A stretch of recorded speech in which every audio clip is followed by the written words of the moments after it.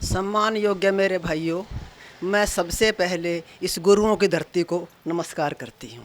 ये वो मिट्टी है जिसने भारत के इतिहास को वो गौरव प्रदान किया है कि दुनिया में जिसकी मिसाल नहीं मिलती। तो सबसे पहले इस गुरु की धरती को मेरा प्रणाम।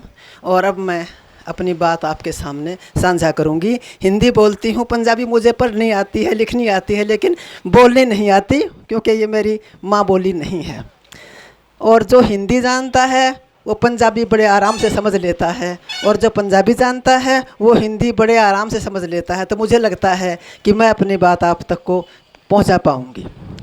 पहली बात तो मैं ये सोच रही हूँ यहाँ आकर के कि आप लोग जो बैठे हैं, जितने भाई यहाँ बैठे हैं, इन सब को मुझे लगता है कुछ भी बताने की ज़रूरत नहीं है कि जो यहाँ देखिए, आप किसान हैं। आज के समय में जीरी कट रही है, ईख की तैयारी हो रही है, कणक बीजनी है, सरों बीजनी है। तो ऐसे समय में मुझे लगता है कि सारा साल में जितना जोर इस महीने में किसान के ऊपर होता है उतना किसी और महीने में नहीं होता।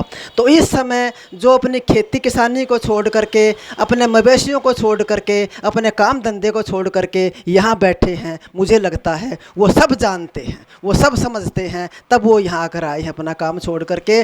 तो उनको कुछ बताने की ज़रूरत नहीं है। लेकिन फिर भी जैसे देश में हालात हैं और जो 3 अध्यादेश सरकार लेकर आई है, वो वास्तव में चिंता करने वाली बात है।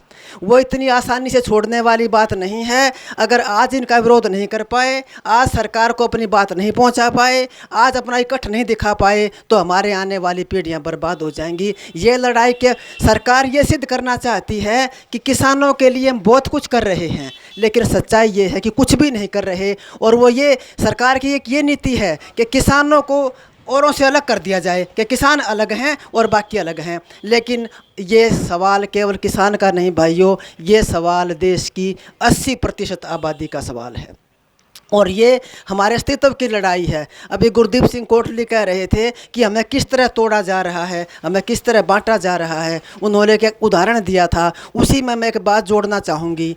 किसी ज़माने की कहानी है। एक राजा था, उसके राज्य में बड़ी शांति थी, बड़ा उसके राज्य में अन्न धन से सब कुछ संपन्न राज्य था वो। तो वहाँ पर एक दूसरे राजा ने अपने सेनापति को भेजा कि जाओ वहाँ हमला करो और उसको अपना गुलाम बना लो।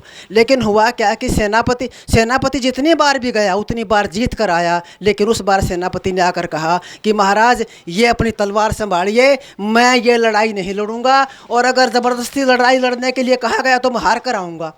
तो राजा ने कहा कि भी ऐसा क्या हो गया, तू आज तक जीत कर आता रहा और आज तू ऐसी बात कर रहा है। तो सेनापति ने कहा कि उस देश का मैंने आंतरिक मूल्यांकन करवाया है। वो देश अपनी मिट्टी के साथ, अपनी परंपराओं के साथ, अपनी मर्यादा के साथ, अपनी कहावतों, बुझारतों, कहानियों, अपने महापुरुषों, अपने दानवीरों, अपने किसानों, अपने मेहनतकशों के साथ इस तरह जुड़ा हुआ है कि उसको उस मिट्टी से काटना असंभव है।